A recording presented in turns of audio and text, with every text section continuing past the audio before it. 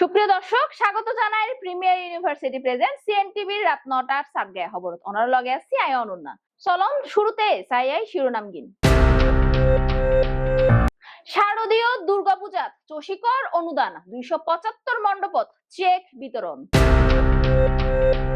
OMS কার্যক্রমত স্বচ্ছতা নিশ্চিতর আহ্বান চট্টগ্রামের সভাত। শান্তি ও মানবতার বার্তা ছড়াইতে বোয়ালখালীত মাইজ ভান্ডারী তরিকার বর্ণাঢ্য র্যালি এবং সকরিয়াত গ্যারেজ মালিকরে ফিডাইয়েরে হত্যা। এবার বিস্তারিত খবর। শারদীয় দুর্গাপূজা 2025 উপলক্ষে চট্টগ্রাম সিটি কর্পোরেশনত আয়োজিত পূজা মণ্ডপত অনুদান প্রদান অনুষ্ঠান অনুষ্ঠিত হয়ে আজিয়ে বেয়ানে নগরীর লালদিঘিস্থ চষিক পাবলিক লাইব্রেরি সম্মেলন কক্ষত আয়োজিত এই অনুষ্ঠানত প্রধান অতিথি আছে city mayor doctor Sadat Hossain. Chittagong নগরীর মোট 275 গান পূজা মণ্ডপর প্রতিও মণ্ডপত 5000 টাকা করে অনুদান প্রদান করা হয়। পূজা মণ্ডপ সমূহ সভাপতি ও সাধারণ সম্পাদক রাতত চেক বিতরণ করে সিটি মেয়র। চট্টগ্রাম মহানগরের যে কয়টি পূজা উদযাপন কমিটি রয়েছে মহানগর, আমি আবার বলছি চট্টগ্রাম সিটি কর্পোরেশনের আওতাভুক্ত 41টি ওয়ার্ডের যে পূজা উদযাপন কমিটিগুলো রয়েছে তাদেরকে চট্টগ্রাম সিটি কর্পোরেশন করতে 5000 টাকা করে চেক প্রদান, ক্যাশ টাকা প্রদান, ক্যাশ চেক, এগুলো আমরা যেগুলো ক্যাশ চেক আমরা গিয়ে ব্যাংক থেকে দিতে পারবো। আর চট্টগ্রাম পূজা উদযাপন পরিষদকে 5 লক্ষ টাকা যে অনুদান দেওয়া হচ্ছে এবং যে জেনারেটর সহ যেটা আমরা দিচ্ছি সে অনুষ্ঠানকে উপস্থিত পূজা উদযাপন পরিষদের সভাপতি, সাধারণ সম্পাদক সহ চট্টগ্রাম সিটি কর্পোরেশনের মাননীয় সচিব, এক্স প্রেসিডেন্ট পূজা উদযাপন পরিষদ এবং অন্যান্য নেতৃবৃন্দ, সুধী সমাবেশ, সাংবাদিক বৃন্দ। ফার্স্ট অফ অল আমি এটা বলতে চাই, দেখুন আমি একটা ইথিক্যাল, আমি একটা এথিক্স মানি আর কি। আমি অন্য মেয়রের মতো ইনফ্যাক্ট এভাবে আমি কখনো এটা ইরেগুলারিটিস আমি আসলে বিশ্বস্ত না। আমি চাই যে পূজা উদযাপন পরিষদ আছে তাদের সাথে আমার একটা ইন্টারেকশন হওয়া দরকার এবং সরাসরি তাদেরকে যদি আমি টাকাটা দিতে পারি তাহলে নিজকেও আমার ভাগ্যবান মনে হবে, কারণ আমি চাই কমিটি যাতে এই টাকাটা পাই। আজিয়া চট্টগ্রামের সার্কিট হাউসত জেলা প্রশাসন ও খাদ্য বিভাগের উদ্যোগে খাদ্য বান্ধব কর্মসূচি ও OMS কার্যক্রম লইয়ে মত বিনিময় সভা অনুষ্ঠিত হই। বিস্তারিত সান ভিডিও। মজুদ কেউ অবৈধভাবে যদি করেন, অবৈধ 2-3 প্রকার হতে পারে। এক হতে পারে লাইসেন্স যদি তার না থাকে, অবৈধ হতে পারে, এটাকে ধরার অধিকার আপনার আছে, আইনত অধিকার না, আইনত দায়িত্ব আপনার ধরার। 2 নাম্বার হচ্ছে তার কতটুকু মজুদ করবে তার একটা ক্ষমতা আছে, কতদিন রাখবে তার একটা নির্ধারণ করা আছে। এর বাইরে যদি সেটা ধরো আপনার দায়িত্ব। এখানে আমি কিন্তু সকলের উপস্থিতি আমি বলে গেলাম, এই জাতীয় কোনো খবর তরফ থেকে যদি সুনির্দিষ্ট খবর পান সেই ক্ষেত্রে আপনাকে প্রশাসন সর্বাত্মক সহযোগিতা দেবে, সেটাকে ধরা হোক।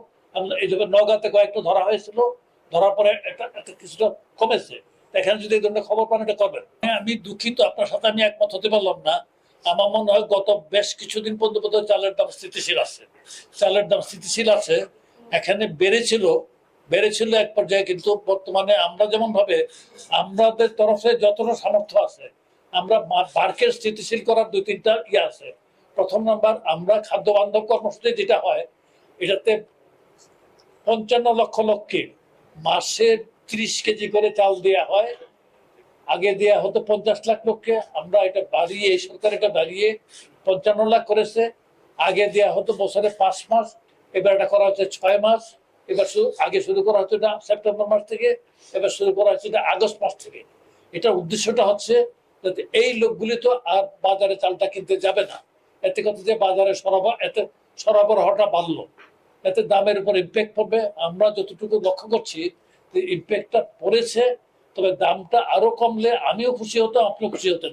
কিন্তু দয়া করে আপনারা কিন্তু যারা চাল উৎপাদন করে তাদের সাথে আপনি আলোচনা করে দেখবেন যে তারা কিন্তু চালের, তারা কিন্তু আক্ষেপ আছে, তারা কিন্তু চালের না ন্যায্য মূল্য পাচ্ছে না বলে তাদের মধ্যে অভিযোগ আছে।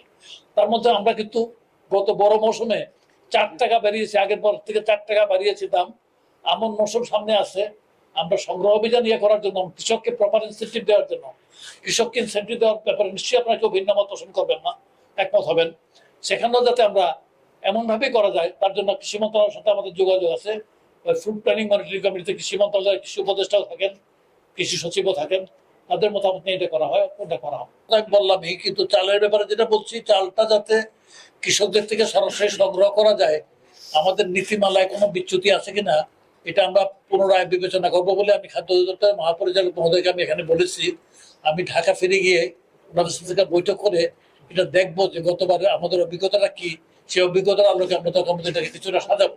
ঘরে বসে খুব সহজে ইউকে ডিগ্রি পেতে আজই যোগাযোগ করুন মার্সিসাইড গ্লোবাল কলেজ বাংলাদেশে। বোয়ালখালীত পবিত্র ঈদে মিলাদুন্নবী সাল্লাল্লাহু আলাইহি ওয়াসাল্লাম ও বিশ্ব ওলি শাহানশাহ হযরত সৈয়দ জিয়াউল হক মাইজ ভান্ডারী রহমতুল্লাহ আলাইহির 37তম উরস শরীফ উপলক্ষে মাইজ ভান্ডারী গাউসিয়া হক কমিটি আয়োজিত বর্ণাঢ্য র্যালি অনুষ্ঠিত হয়ে শনিবার বিয়ানে উপজেলা নির্বাহী কর্মকর্তা রহমতুল্লাহ উদ্বোধন করে এই র্যালির।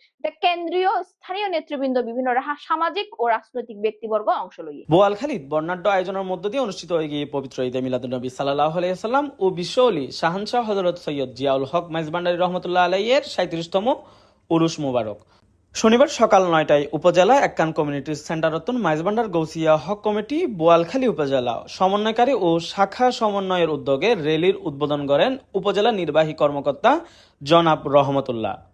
অনুষ্ঠানত সভাপতিত্ব করেন কমিটি কেন্দ্রীয় পর্যায়ের সদস্য আলহাজ নুরুল করিম নুরি, সঞ্চালনা করেন উপজেলা সমন্বয়কারী আরেফিন রিয়াদ। এ সময় কেন্দ্রীয় ও স্থানীয় পর্যায়ের নেতাবৃন্দ, সামাজিক ও রাজনৈতিক ব্যক্তিবর্গ উপস্থিত আছিল।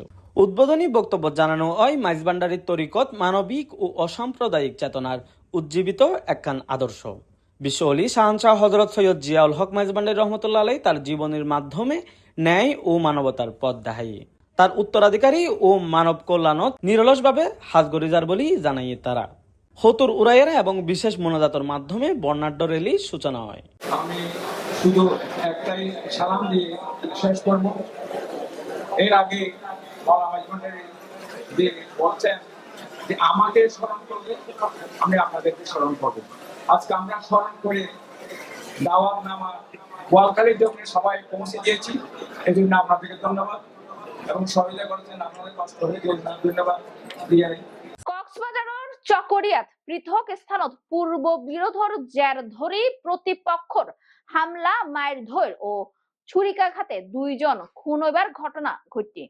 একজনের অপহরণের পর হত্যা করি লাশ ফেলাই দেওয়া নয় সড়কর ধারত, অপরজন খুন হয় জমির বিরোধ লইয়ে আপন 2 ভাইয়ের ঝগড়া চলাকালীন ভাইপর ছুরিকাঘাতে। খবর ভাইয়েরে পুলিশ 2 জনের লাশ উদ্ধারের পর সুরতহাল প্রতিবেদন তৈরি শেষে ময়না তদন্ত লাই কক্সবাজার সদর হাসপাতাল মর্গত প্রেরণ করে। ঘটনার পরতন অভিযুক্ত অকল ফালাই যাইবার সমত কেউরে আটক করিত না পারলেও ঘটনার জড়িত অকলরে ধৈর্য অভিযান অব্যাহত রই বলে পুলিশ জানাই। সুপ্রিয় দর্শক, শেষ ঘড়ির প্রিমিয়ার ইউনিভার্সিটি প্রেজেন্ট সিএনটিভির রাত 9টার সাতগায়া খবর আবারও চলে এসম অনারালাই তথ্যবহুল খবর লইরে। ততক্ষণ পর্যন্ত সিএনটিভি সিটিজির লগে থাকুন। সিএনটিভির ফেসবুক পেজ সিএনটিভি সিটিজি এবং সিএনটিভির ইউটিউব চ্যানেল সিএনটিভি নিউজ সাতগায়া খবর অবশ্যই সাবস্ক্রাইব করুন। ধন্যবাদ।